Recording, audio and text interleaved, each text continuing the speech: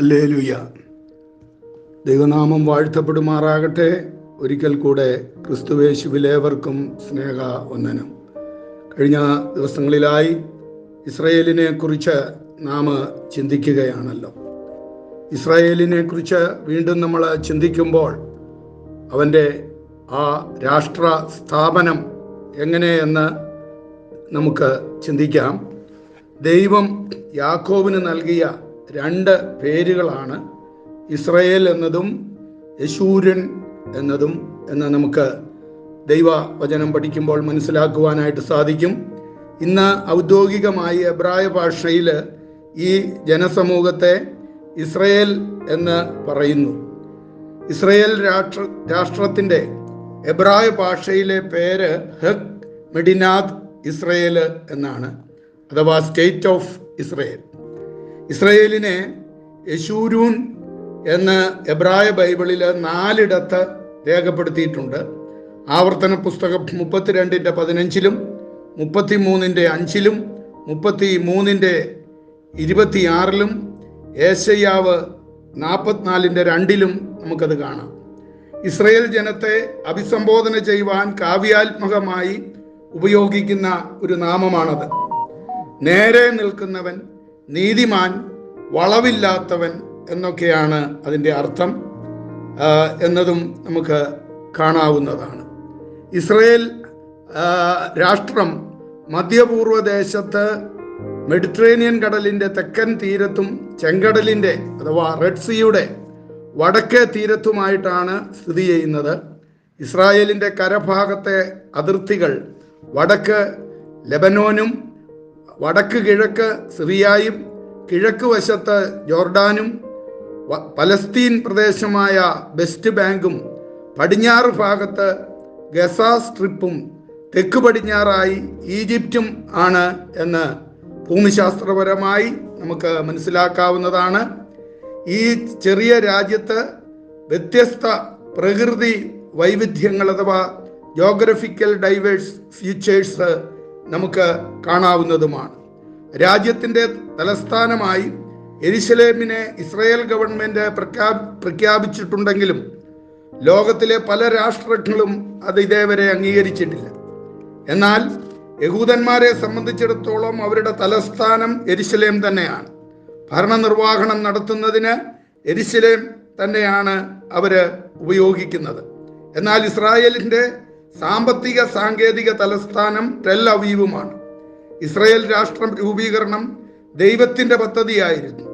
1947 November 21 UN general assembly പാസാക്കിയ resolution 181 പ്രകാരം Palestine നാടിനെ യഹൂദനും അറബികൾക്കുമായിട്ട് വിഭജിച്ചു. ഇവർക്ക് സ്വതന്ത്ര രാഷ്ട്രങ്ങളായി പ്രവർത്തിക്കുവാനാണ് ഇപ്രകാരം നാടിനെ വിഭജിച്ചത്. യെരുശലേമിനെ ഒരു അന്തർദേശീയ പ്രദേശമായി നിലനിർത്തി. യഹൂദ നേതാക്കൾ ഈ പ്ലാൻ അംഗീകരിച്ചെങ്കിലും അറബികൾ അത് തിരസ്കരിക്കുകയാണ് ചെയ്തത്.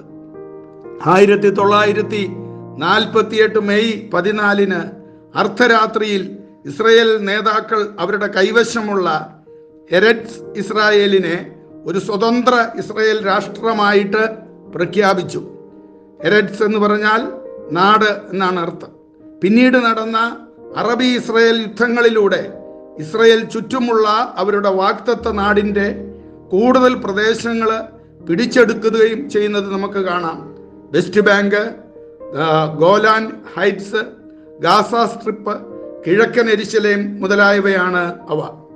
ഈജിപ്തുമായും ജോർഡാനുമായും സമാധാന ഉടമ്പടികൾ ഒപ്പുവെച്ചെങ്കിലും ഇസ്രായേൽ അറബി സംഘങ്ങൾക്ക് പരിഹാരമുണ്ടാക്കാൻ ഐക്യരാഷ്ട്രസഭയുടെ നേതൃത്വത്തിൽ അനേക ശ്രമങ്ങൾ നാളുകളായി നടന്നിട്ടും ഒന്നും ഇതേവരെ വിജയിച്ചിട്ടില്ല എന്നതും നാം ഓർത്തിരിക്കേണ്ടത് ആവശ്യമാണ്.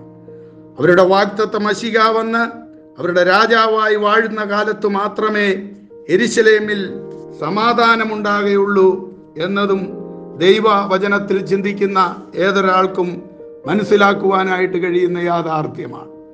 ഇസ്രായേൽ ജനം അഥവാ ആ നരവംശത്തിൻ്റെ ആ കാതലും ലോകഗതിയിലെ നാഴികക്കല്ലുമാണ് ഇസ്രായേൽ ജനം എന്ന് നമുക്ക് മനസ്സിലാക്കാവുന്നതാണ്.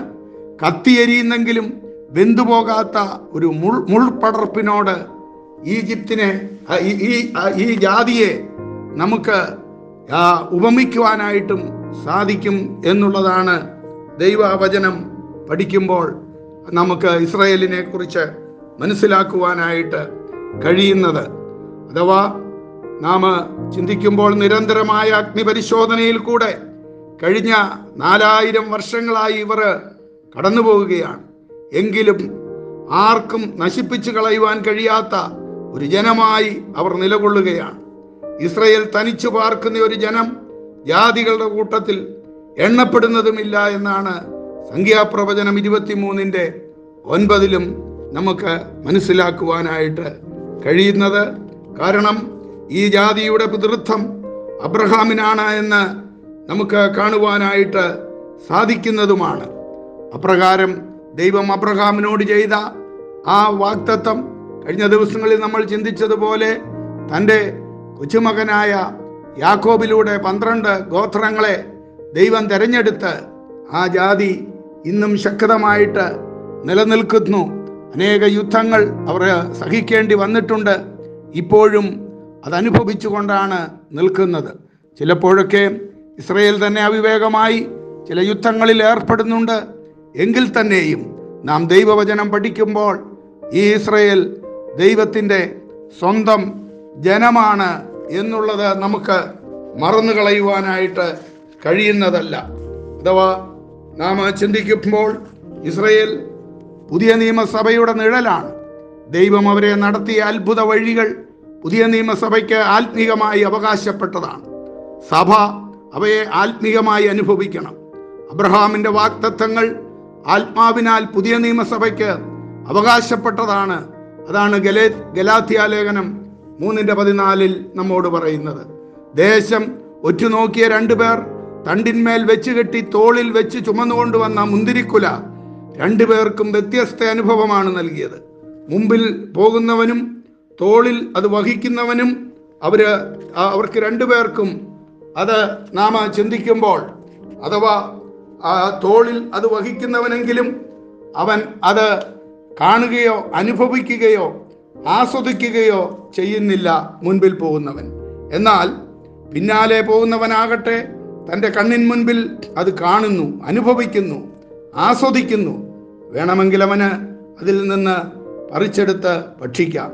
മുമ്പിൽ പോയത് പഴയ നിയമ ഇസ്രായേലും പിൻപേ വന്നത് പുതിയ നിയമ സഭയുമാണ്. നാം അവൻ്റെ മഹിമ കണ്ട സാക്ഷികളാണ്. ഇസ്രായേലിൻ്റെ നടുവിൽ ഒരു കൂടാരത്തിലാണ് ദൈവം പാർത്തത് എങ്കിൽ കൃപായുഗത്തിൽ ഓരോ ദൈവ പൈതലിൻ്റെയും ഹൃദയത്തിലാണ് ദൈവം പാർക്കുന്നത്. അവരെ അനുഗമിച്ച ആത്മീയ പാറ നമുക്ക് വേണ്ടി തകർക്കപ്പെട്ട ക്രിസ്തുവത്രേ. യേശുവിൻ്റെ രക്തത്താൽ നമുക്കെല്ലാ പരാജയങ്ങളെയും വിജയമാക്കി മാറ്റിക്കൊണ്ട് യാത്ര പൂർത്തിയാക്കാൻ കഴിയുന്നതാണ് നമ്മുടെ പ്രത്യാശ. പ്രിയമുള്ളവരെ, അതേ ഈ ദിവസങ്ങളിൽ നാം ചിന്തിക്കുന്ന ചരിത്രങ്ങൾ അത് നിശ്ചയമായും പുതിയ നിയമസഭയ്ക്ക് എന്നും കൂടുതൽ പ്രത്യാശയും ധൈര്യവും നമുക്ക് നൽകി തരുന്നതാണല്ലോ. അതെ, ആ ദൈവവചനങ്ങൾ കൂടുതലായി നമുക്ക് ഗ്രഹിച്ച് നമ്മുടെ പ്രത്യാശയെ നമുക്ക് പുതുക്കാം. അടുത്ത ദിനങ്ങളിലായി കർത്താവ് നമ്മെ ബലപ്പെടുത്തുന്നത് പോലെ വീണ്ടും നമുക്ക് ചിന്തിക്കാം. ചെങ്കടലിൽ നീ എന്നും പാത തെളിച്ചു, മരുവിൽ മക്കൾക്ക് മന്ന പൊഴിച്ചു, എരിവെയിലിൽ മേഘത്തണലായി, ഇരുളിൽ സ്നേഹനാളമായി, സീനായ് മാമല മുകളിൽ നീ നീതി പ്രമാണങ്ങൾ പകർന്നേകി.